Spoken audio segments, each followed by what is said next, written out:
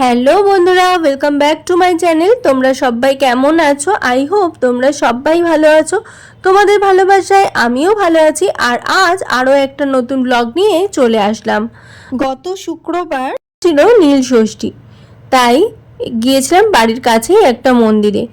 আমি, আমার শাশুড়ি মা, মিঠি সকলেই গিয়েছিলাম সেই মন্দিরে।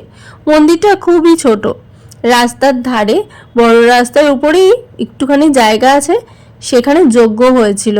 দেখো এখনো আগুন জ্বলছে।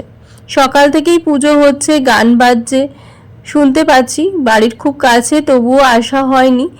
একেবারে রেডি টেডি হয়ে বেরিয়েছি যে একেবারে যখন জল ঢালতে আসবো তখনই আসবো। তো এতক্ষণ খুব ভিড় ছিল।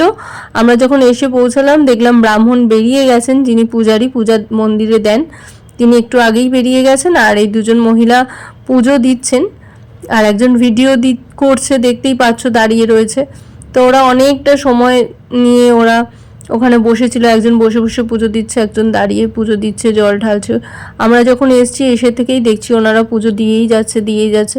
তো আমরা অনেকক্ষণ ওয়েট করলাম, তো দাঁড়িয়ে রয়েছি, দেখছি ওরা ভিডিও করছে। তো কতক্ষণ সময় লাগবে বলতে পারছি না, যেহেতু পূজারি নেই তো একটু খারাপও লাগছে যে অঞ্জলিটা দিতে পারবো না। এতক্ষণ ধরে আমরা উপোস রয়েছি, সেই সকাল থেকে নির্জলা উপোস। আর গরমটাও বেশ পড়েছে ভালোই। এখন প্রায় 8:30 মতন বাজে। ঠাকুরের কাছে জল ঢালতে ঢালতে প্রার্থনা করছি। আর ওইদিকে ঠাকুর মশাইও চলে এলেন। খুব ভালো লাগছিল যে আমি পুজো দিতে গেলাম আর সাথে সাথেই উনি চলে এসেছেন। ওনার কিন্তু এখন আসার কথাই নয়, উনি অন্য একটা মন্দিরে পুজো দিতে চলে গেছিলেন। তারপরে কি আবার মনে হয়েছেন, তিনি আবার ঘুরে এসেছেন। তো ভালোই হলো, উনি যখন চলে এসেছেন আমরা অঞ্জলিটাও দিতে পারবো। তো চলো দেখতে থাকো আজকের ব্লগটা।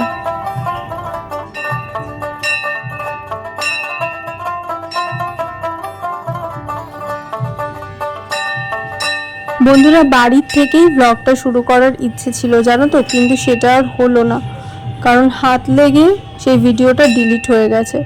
সেই জন্য মন্দির থেকেই ভিডিওটা শুরু করলাম। চলো পুজো দিই, পুজো দিয়ে বাড়ি যাব, তোমরা দেখতে থাকো।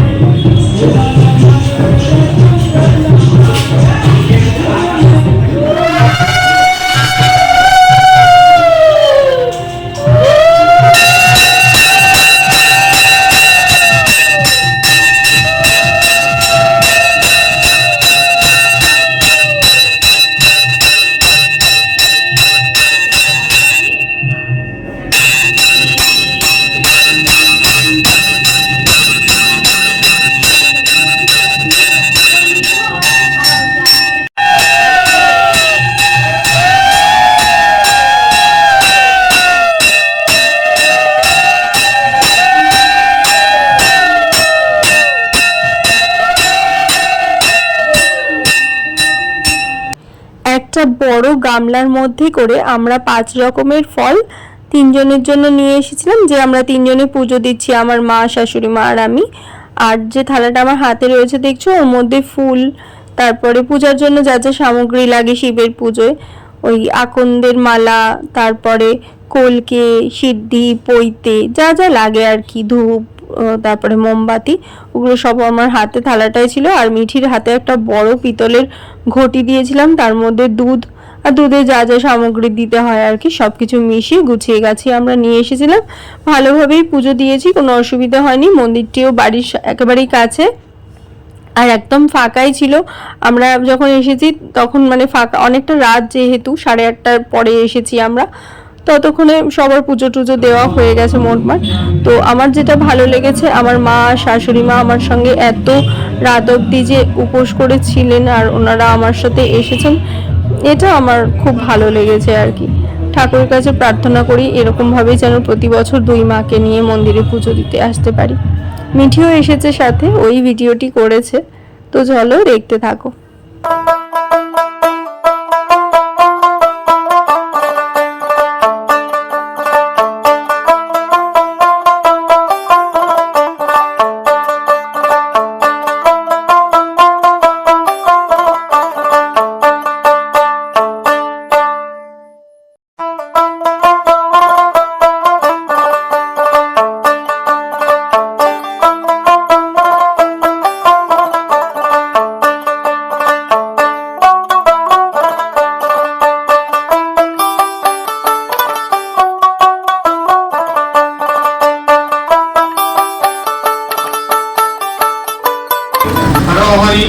सर्वक्लेशं हरो हरि सर्वदुःखं हरो हरि सर्वकामं हरो हरि। ओम चैत्र मासे शुक्लपक्षे चतुर्थी दिनं যজমানস্য সবার নামপত্র উচ্চারণ করো। ওম ত্রয়ম্বকং যজামহে। চৈত্র মাসে নীল ষষ্ঠীর দিন প্রতিটি শিব মন্দিরে একটি করে ঘিয়ের প্রদীপ জ্বালানো হয়, যেটি সারা রাত জ্বলে। তো এখানেও সেই প্রদীপটা বানানো হয়েছে মাটি দিয়ে বেশ বড় করে, আর ওর মধ্যে অনেকখানি ঘি দেওয়া হয়েছে, বেশ ভরে পুরো ঘিটা দিয়েছে। এখন দেখো দুজন পূজারী মিলে সলতেটা বানাচ্ছে, তো সেই প্রদীপটি এখন জ্বালানো হবে। তো চলো দেখতে থাকো।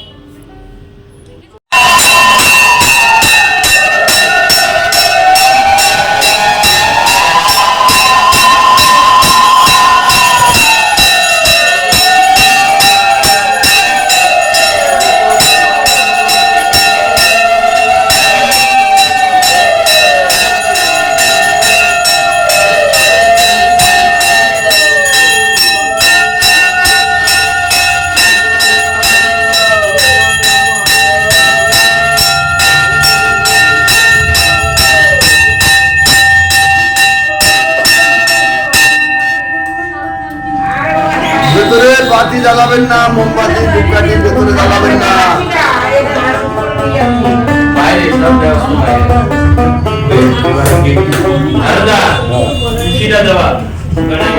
কি দেবো? খুশি খুশি তো আমি এখানে এনে দিলাম।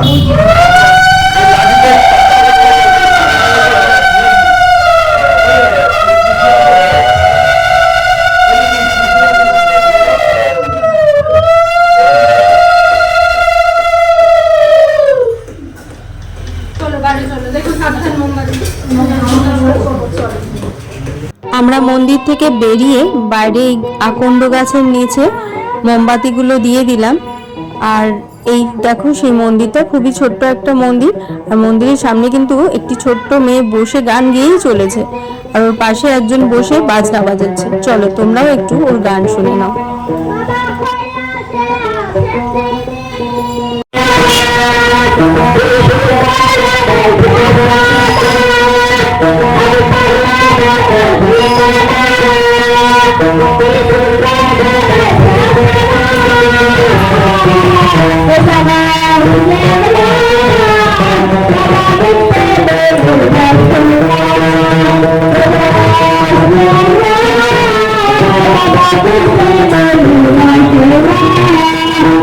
বন্ধুরা, দুই মাই কিন্তু মন্দির থেকে এসে একেবারে কোমর বেঁধে কাজে লেগে পড়েছে।